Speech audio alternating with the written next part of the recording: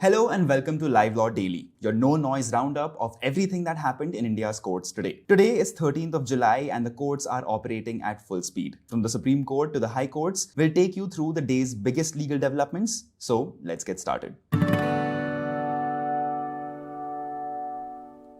For our first story today, the Supreme Court has now formally stepped into the controversy over the alleged embezzlement of donations made to the Ayodhya Ram Mandir. And here's what happened in the court today. A bench comprising Chief Justice of India Suryakant, Justice Joy Malia Bagchi and Justice V. Mohan issued notice to the Union Government, the Uttar Pradesh Government and the Sri Ram Janmabhoomi Tirth Kshetra Trust. The court also directed the special investigation team constituted by the Uttar Pradesh Government to file a status report and disclose its composition. The Uttar Pradesh Police has already registered an FIR following the SIT's inquiry and 8 persons are already currently in custody. During the hearing, Solicitor General Tushar Mehta informed the court that the state's status report would be filed in a sealed cover. The bench, however, declined the state's request to defer issuing notice to the Temple Trust. When the petitioners sought a copy of the status report, Chief Justice of India Suryakant said, "We'll see later. It's an ongoing investigation." The court is dealing with 4 separate petitions seeking, among other things, a CBI probe, a forensic audit of the trust's finances, preservation of financial and digital records, and in one plea, a direction that no major financial or administrative decisions involving trust funds be taken without the approval of a proposed court-monitored oversight committee until the investigation is complete. A separate petition filed by the Hindu Dharm Parishad also seeks a Supreme Court-monitored investigation into these allegations.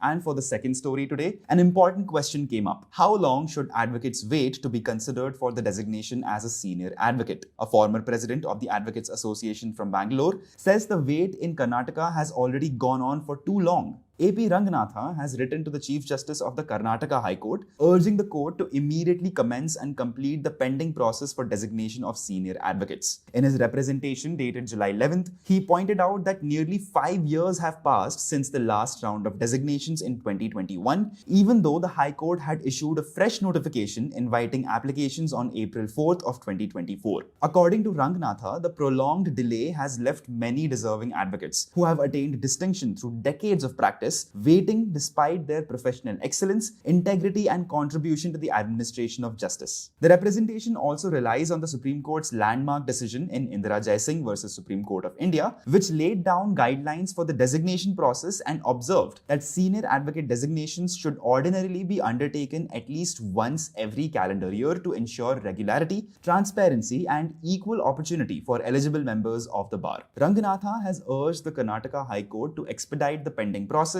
so that advocates who have spent years building distinguished legal careers receive timely consideration.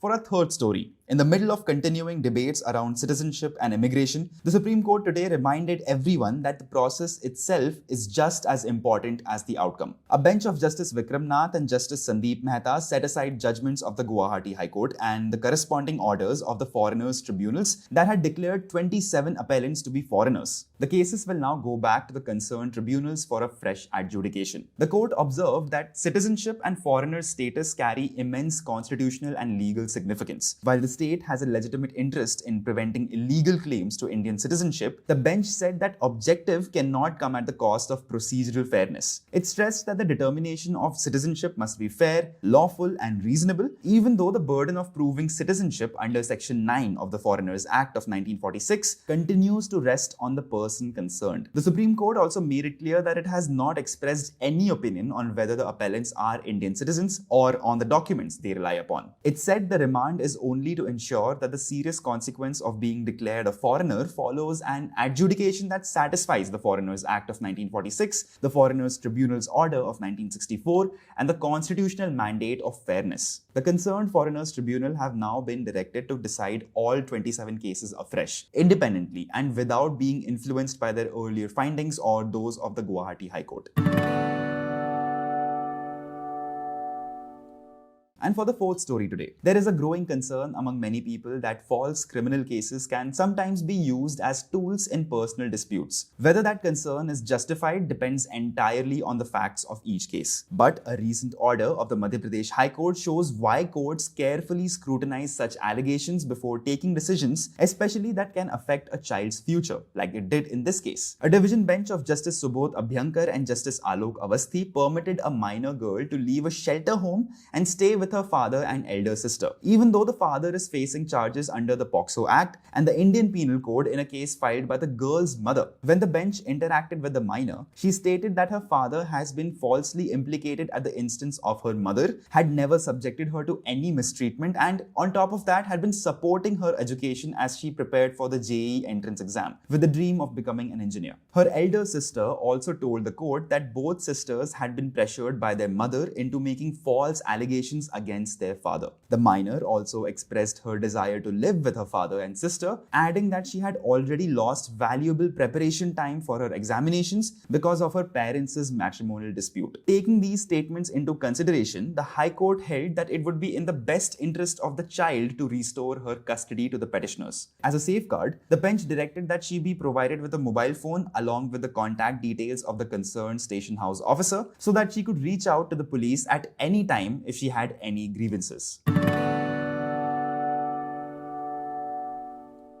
For the fifth story today, the Supreme Court has put on hold a controversial Madras High Court order that imposed a blanket ban on the slaughter of cows and calves across the state of Tamil Nadu. A bench of Justice Vikram Nath and Justice Sandeep Mehta stayed the operation of the High Court's order while issuing notice on the Tamil Nadu government's challenge. The bench observed that the last paragraph of the High Court's judgment, which imposed the statewide ban, on the face of it required correction. Appearing for the state, senior advocate Dr. Abhishek Manu Singhvi argued that the High Court's direction was contrary to the Tamil Nadu Animal Preservation Act of 1958, which permits the slaughter of cows above the age of 10 years if they are certified to be unfit for work or breeding. The state further submitted that other laws, including the Prevention of Cruelty to Animals Act and the Slaughterhouse Rules, regulate how and where animals may be slaughtered, but do not impose a complete prohibition. According to the state, by directing a blanket ban, the High Court effectively replaced the existing statutory framework with a judicial prohibition. It also pointed out that while the High Court had observed that slaughter should take place only in designated slaughterhouses, it simultaneously prohibited the slaughter of cows and calves altogether, making the judgment internally contradictory. The Supreme Court has now stayed the operation of that direction and will hear the matter further.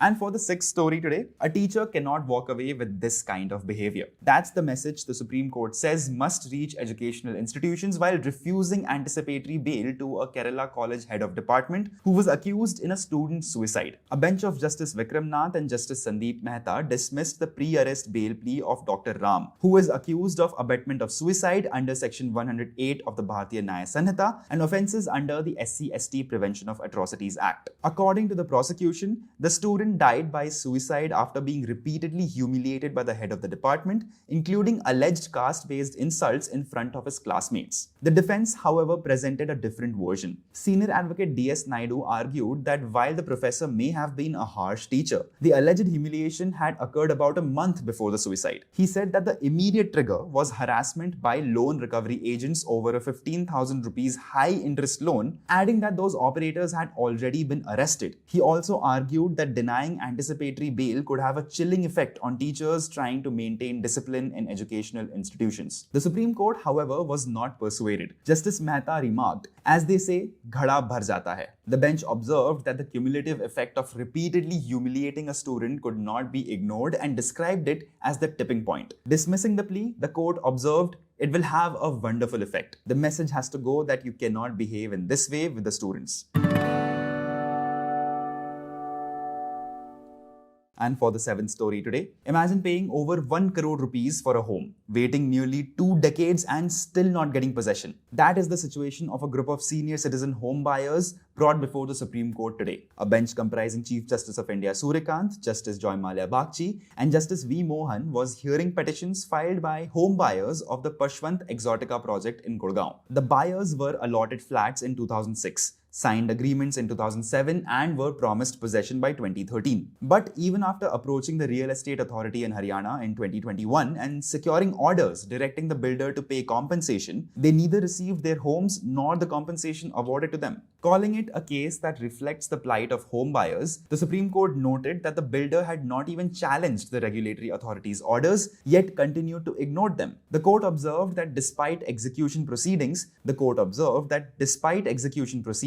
authorities failed to recover a single penny from the developers. Taking a serious view of the matter, the bench ordered the freezing of the bank accounts of the directors of Pashwant Hesa Developers Limited and Pashwant Developers Limited, issued warrants against them, and restrained the companies from creating any third-party rights in this project. The court also made a strong observation against the state machinery, saying it was prima facie satisfied that the Haryana authorities, particularly the collector and the local police, were either colluding with the builder or had failed to discharge their official responsibilities. It further directed the Chief Secretary, Director General of Police, collectors, commissioners, and the concerned banks to ensure compliance with its directions and report back to the court.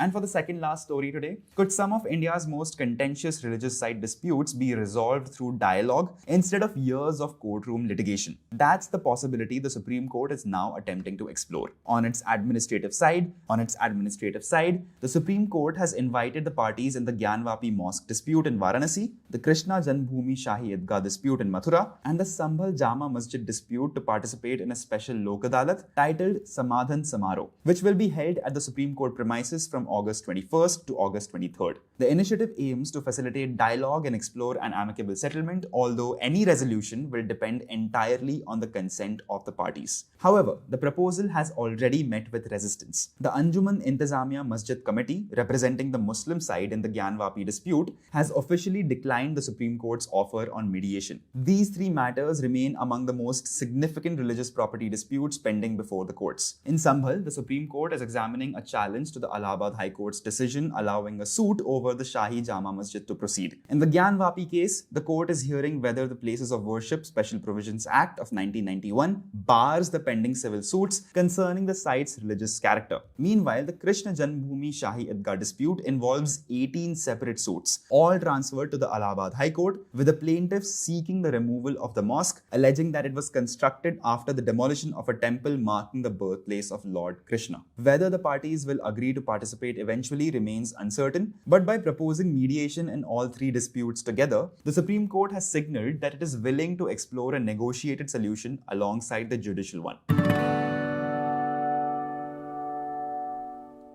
And for the final story today, a bench comprising Chief Justice of India Suryakant, Justice Joy Malia Bagchi and Justice V. Mohan was hearing a PIL seeking an investigation into the allegation of 40,000 crore rupee loan fraud involving companies of the Anil Dhirubhai Ambani Group. During the hearing, Advocate Prashant Bhushan, appearing for the petitioner, argued that the investigating agencies had arrested only lowly officers, even though, according to him, SEBI had identified Anil Ambani as the kingpin in one of its reports. He questioned whether the investigation had properly examined Ambani's role and sought access to the charge sheets filed by these agencies. And to this, Solicitor General Tushar Mehta informed the court that 3 CBI charge sheets and 4 ED prosecution complaints had already been filed, while investigations in the remaining cases were still underway. He also pointed out that the group's managing director had been arrested, countering the allegation that action had been limited to junior officials. At this stage, the Chief Justice made it clear that it would not be fair for the court to direct the arrest of any individual, while indicating that the petitioner could examine the charge sheets to understand the role attributed to Anil Ambani. The court ultimately chose not to record any observation in its order after Senior Advocate Kapil Sibal, appearing for Ambani, objected that doing so could prejudice the case. The Supreme Court has now taken the latest status report on record and listed the matter for further hearing.